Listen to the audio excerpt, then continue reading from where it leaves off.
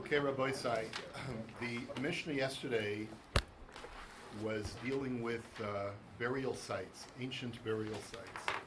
And as you learned, the method of burial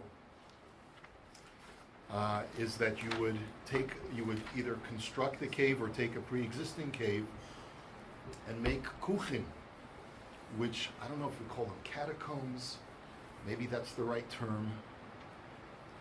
Basically, a niche. Okay, but they would basically drill holes, horizontal holes into the sides of the cave. And the question is, what is the convention? There's a machlokas between the Chachamim and Rabbi Shimon as to the convention. So the Chachamim say that each ma'ara, each burial cave, was typically a space of 4 by 6 amos, which could therefore contain eight niches. That's what we're going to say. Eight spots for burial. And Rabbi Shimon disagrees, and he says that the typical ma'ara was 8 by 6, and therefore you could contain up to 13 burial sites using the configuration on Daf that you can see in the image on Daf Kuf Aleph Amid Aleph. And also there would be networks of ma'aros, networks of caves, and in between each burial cave there would be something called a chatzer, a courtyard, which would be 6 by 6 amos. Now I have difficulty even envisioning this in my mind, but I mean, I guess I could envision it, but sometimes when you don't see it, it's a little bit harder to figure out what the Gemara is talking about. But that's essentially the image that we're getting in this Gemara. Now, the last thing that you saw yesterday was a Mishnah in Ohalos, which we had learned previously in Maseches Nazir. And that was that if you're digging and you unexpectedly find a body, well, first of all, find out if the guy's name is Guido. But beyond that, you find the body, and you don't know whether or not this is a burial site. So the Mishnah had said that if you find 3 bodies, so that already indicates that this is a burial site, provided that they are spaced in the right way. Because if they're just like jumbled all around together, so then that's not a traditional burial site, because they're not buried in a respectful way. So the Mishnah had said, Im yesh beinehen me'arba ad shmona, that if they're spaced between 4 and 8 amos, in other words, you have 3 bodies, A, B, and C. If the distance between A and C is either 4 amos or 8 amos, then that's an indication that this is a burial site. If it's not one of those 2 measurements, 4 or 8 amos, so then this is not a burial site, and therefore you don't have to leave everything as is. You see, the din of a burial site is you're not allowed to tamper with a burial site. You have to treat it with sanctity. But if it's just bodies, you're allowed to exhume the bodies together with a layer of dirt surrounding the bodies, and you can reinter them somewhere else. Okay, so that was what the Mishnah in Ohalos had said. And then another ramification is not only as far as exhuming the bodies, but also, do I have to be concerned that maybe there are a network of caves, so that adjacent to this cave, or this burial site, there may be another burial site not too far away. So I have to measure 20 amos in all directions in order to be able to ascertain whether or not there are other bodies in this 20 amma radius. And if I do find a body at 20 amos, then I have to continue beyond that body an additional 20 amma radius from that body as well. Okay, so that's what the Mishnah in Ohalos had said, and now we're going to analyze it a little bit further. So Amar Mar, Me'arba bi'at shmona mani. So now the question is, the Mishnah had said, if you find the body spaced from A to C, either 4 amos or 8 amos, that's an indication that it's a burial site. So who does that go according to? I Rabbanan ha'amri dalet amos al sheish. I Rabbi Shimon ha'amar sheish al shmoina. it doesn't seem to be consistent with either the Chachamim or Rabbi Shimon, because according to the Chachamim, what is the dimension of a ma'ara? It's 4 by 6. So what the Gemara seems to be arguing is like this.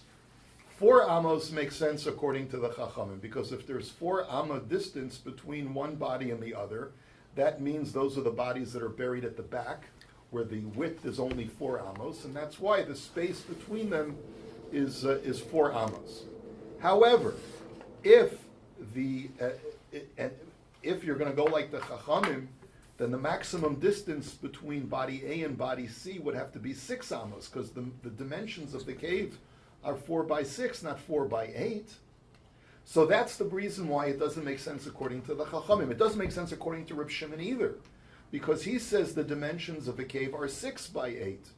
So the Mishnah should have said a minimum of 6 and a maximum of 8 as far as distance, the span of the bodies, not 4 to 8. So the Gemara says, La'olam Reb Shimon hi, v'hai tanahu. So the Gemara says, guess what? This does go like Reb Shimon, but it's a different version of Reb Shimon based on the following brisa.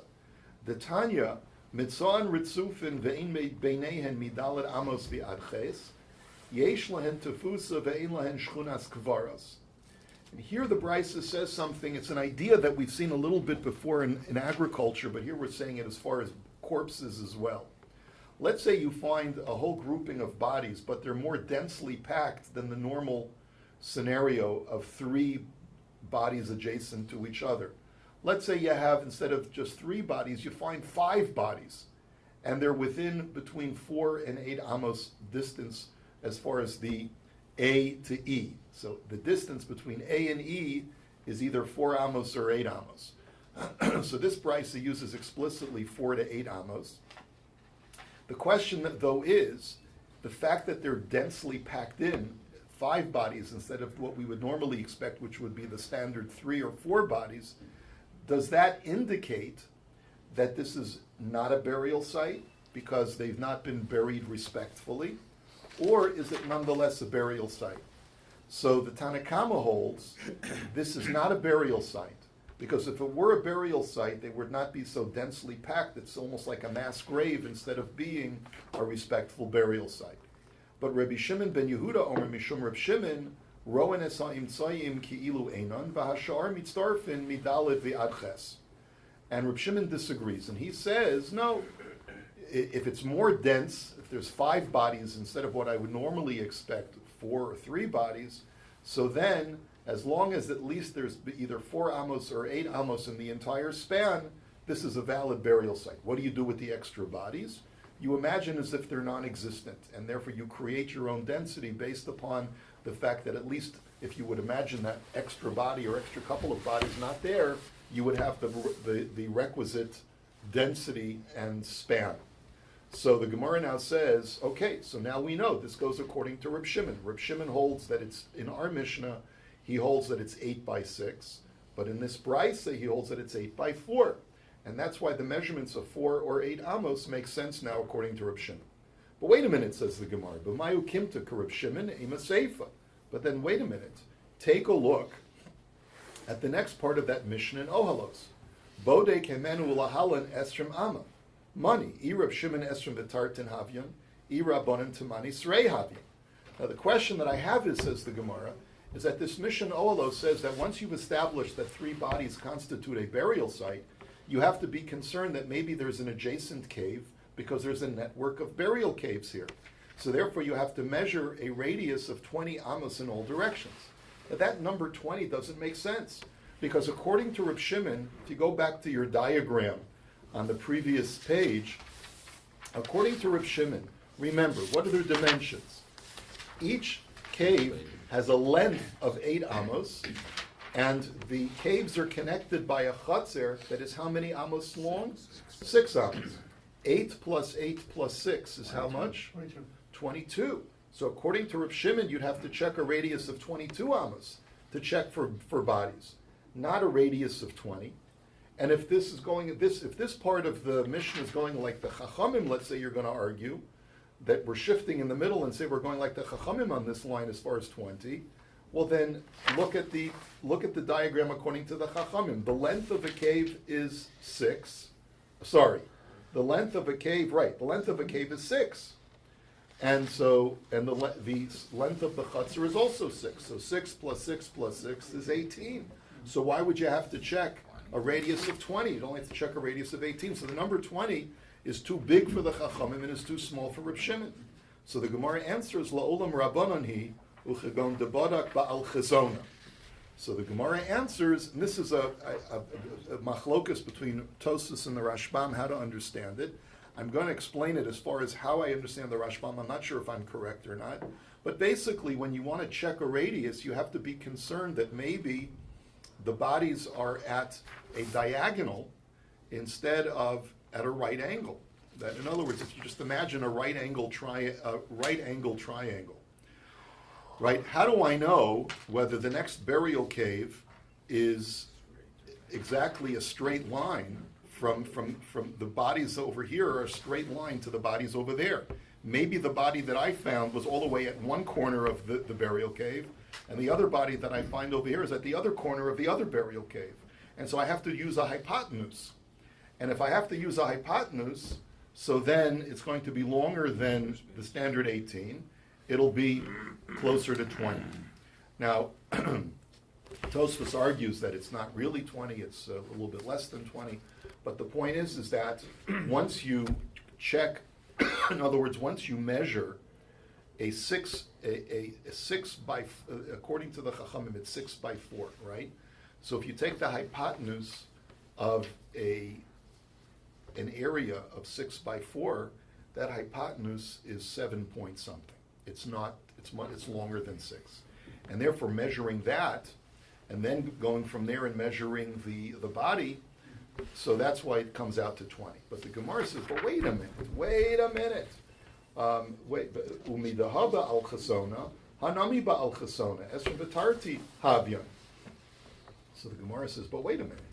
If you're going to measure one cave according to its diagonal, you should measure the other cave according to its diagonal. And if each hypotenuse is like 7 point something instead of 6, you're going to get closer to a measurement of 22 instead of 20.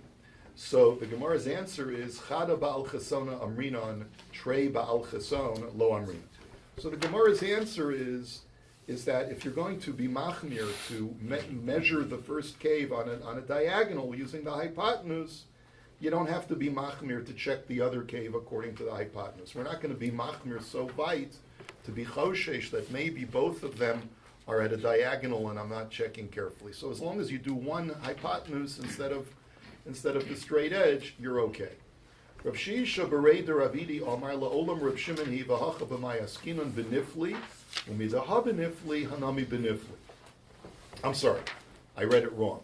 V'hacha b'mayaskinon b'nifli. Period. Here's another answer. Really, this Mishnah in Ohalos goes according to Reb Shimon. Why then is 20 sufficient and not 22 like we had said? Because we're talking about a case where the 3 bodies that you found were not 3 adult bodies, but 3 miscarried fetuses. And a miscarried fetus burial site does not require an area of 8 by 6. It only or 8 by 4. It only requires an area of 6 amos. And therefore, you're going to measure the 6 amos of this miscarried fetus cave, the 6 of the courtyard, and then another 8 of an adult burial site, which may be just beyond the courtyard. And therefore, 6 plus 8 equals 20. So the Gemara's question is, Umidaha benifli, hanami benifli, Tmani srei havya. So the Gemara's question is, well, wait a minute. If this cave is a burial site for fetuses, then maybe the other cave is a burial site for fetuses, and therefore you'd only have to check up to 18. So why don't, in other words, if you're going to make assumptions, why don't you assume that the adjacent burial site is also for fetuses? So in other words, the whole basis of having a concern is that you establish that this is a burial site. Well, all I've established that it's a burial site for fetuses. Well, then why don't you say that the other burial site at a distance would also be for fetuses, and you only have to measure 18, 6 plus 6 plus 6. So the Gemara answers, Chada benifli amrina and tarti benifli lo amrina. Answers the Gemara, no. That typically any burial site that has multiple caves, they would only designate one cave for miscarried fetuses. And all the other caves, typically in the vicinity of that fetus burial site, would be for full-grown human beings.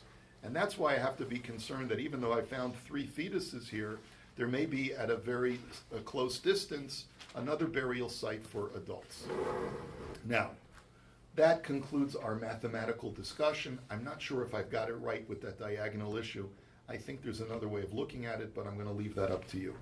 The Gemara now says, Urami de Rabbanan ad Rabbanan, Urami de Reb Shimon ad Reb Shimon. Now, we're now going to raise a different contradiction based upon another part of the brisa that we saw. Remember, the brisa that we saw was when you have the bodies are too densely packed together. According to the Chachamim, this is not viewed as a burial site anymore because it's viewed as a mass grave, and it's therefore not a respectful place of burial, so you can exhume the bodies. According to Reb Shimon, he says no. As long as you have the requisite span between the first body and the last body, so then you imagine any excess bodies that add to the density as if they're not there, and you have a valid burial site and you cannot exhume the bodies. But they each contradict each other somewhere else. The Tanan, and here's the Mishnah. This Mishnah is in Kilayim, and it states as follows: Kerem hanatua al pachos me arba amos. If a person encounters a vineyard where the distance between each rows is less than 4 amos, that's not a standard way of planting a vineyard, because if you pack the rows too tightly together, so then there won't be room for the plow to go in between the rows. And if that's the case, then this is not a properly planted vineyard. This is more like a forest, and it doesn't have the din of a kerem. Now, l'may nafkamina, whether it has the din of a kerem or not, who cares? The answer is, am I allowed to plant wheat seed in between the rows of the vines? If this is identified as, it's called a kerem, a vineyard, so then even though the roots are not going to intermingle, the halacha is you're not allowed to plant wheat seeds in a vineyard. But if it's not a vineyard, because they're packed too closely together, so that I'm allowed to plant wheat seed in the empty soil between the vines, because I'm not planting in a vineyard.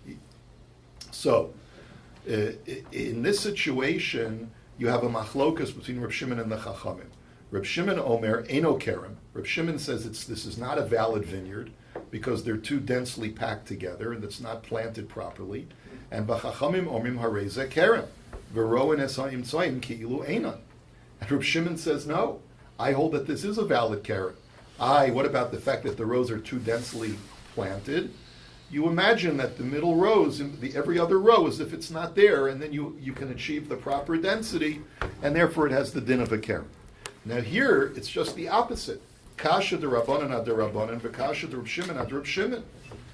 It's just the opposite. In the previous machlokas, as far as the body, the densely situated bodies, it was just the opposite. It was that Reb Shimon was the one who says you can imagine some bodies being gone, right? And therefore you can achieve the proper density. And here it's the Chachamim who say that, and Reb Shimon says just the opposite. So how do you reconcile it? So the Reb Shimon ad Reb Shimon lo kasha.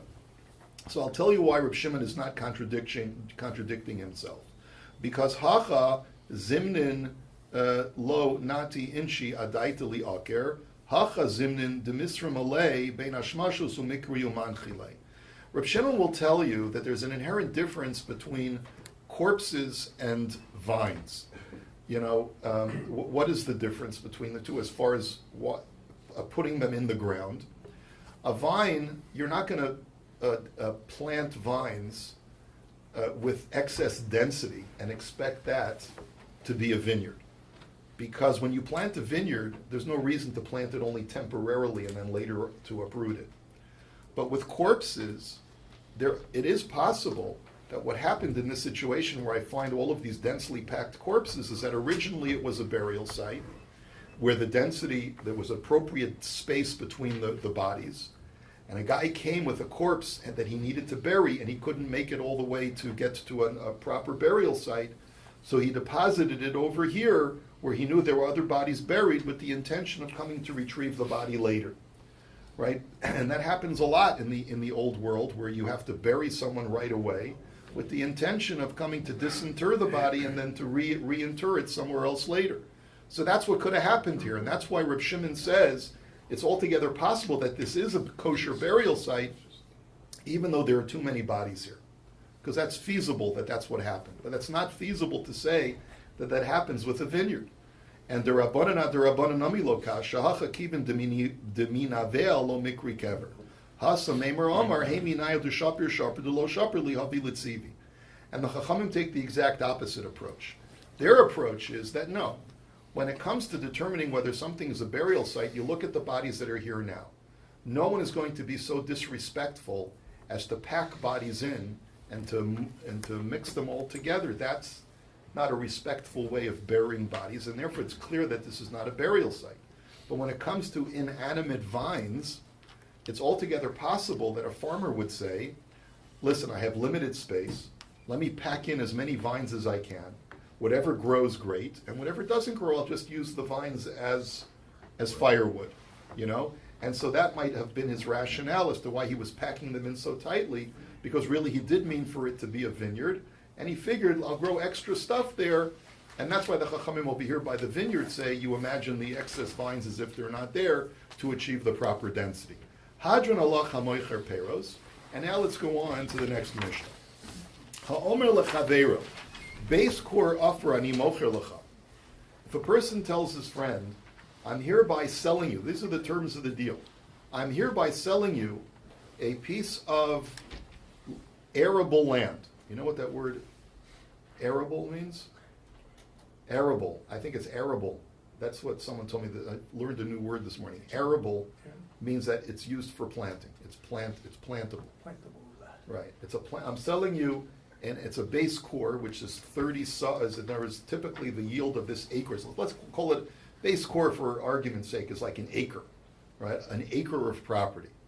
And the typical yield of this acre is 30 saws of wheat. So the deal is as follows: Hayusham nekoim amukim asar tfachim osloim gevoim yutfachim einon nimdanin ima. When you want to measure the area of the acre, if there are mounds of stone that are 10 tfachim higher or more, or if there are crevices in the ground that are 10 tfachim deep or more, you cannot count that area as part of the measurements of that acre. You have to exclude that because no one can use that for that's not considered to be part of the field for an arable piece of land.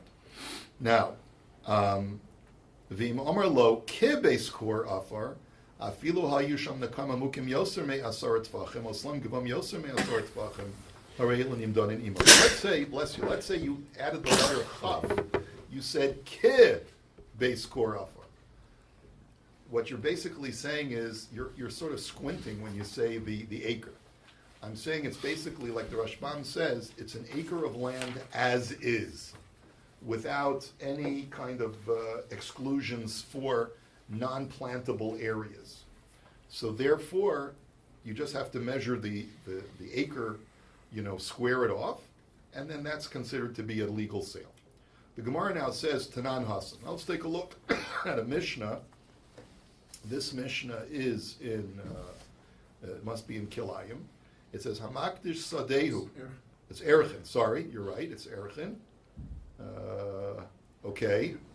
Hamakdish Sadehu Bishas Hayovel. Nosim lo lebei zera chomer sa'orim chamishim shekel kesef. Now, we've seen this halacha before. The Torah says that when you are makdish, when you sanctify a property, the Torah says that during the times when Yovel is extant, if you want to redeem back the field, we do not estimate the true value of this property, but we rather look at this property as having an absolute value of 50 silver shekels per, let's say, per acre. The Torah calls it zera chomer sa'orit, whatever, per acre, or per, let's say, per dunam, whatever that amount is. 50 silver shekels per dunam, and every year that elapses, that gets closer to the Yovel year, you deduct 1 shekel from the price.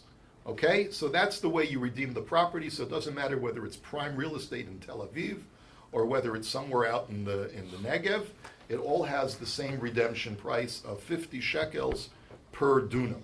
Okay? Now, hayusham nekaim amukim yutfachim oslam gevom yutfachim ein nimdadin ima.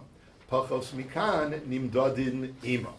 But then the Mishnah says something very interesting. It says that if there are mounds of rock 10 tfachim or higher, or crevices 10 tfachim or deeper, 10 tfachim deep or deeper, so then these are not dealt with as pieces of arable real estate, where the Torah law is 50 silver shekels per dunam, but rather they are dealt with as separate properties where you redeem them for their actual value, and you don't, and you only take the surrounding property using that measurement of 50 shekels. So the Gemara fragt va'amai likadshi bi'anpi nafshayu. So why should that be? Why don't you consider these, even if you're not going to consider them to be part of the surrounding field, but they themselves are pieces of real estate, of arable real estate on their own independently.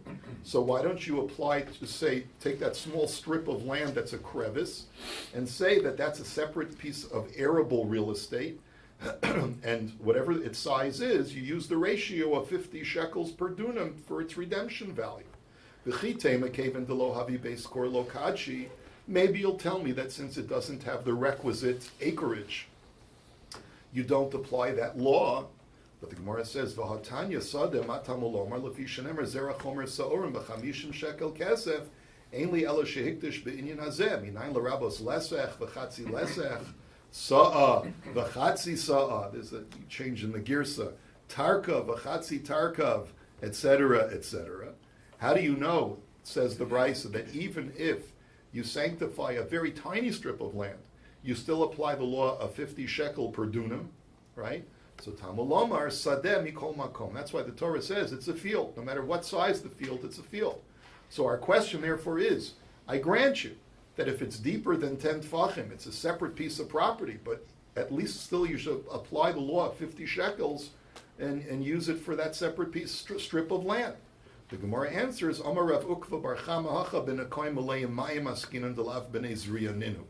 The answer is that law of 50 shekels per dunam is only for arable property.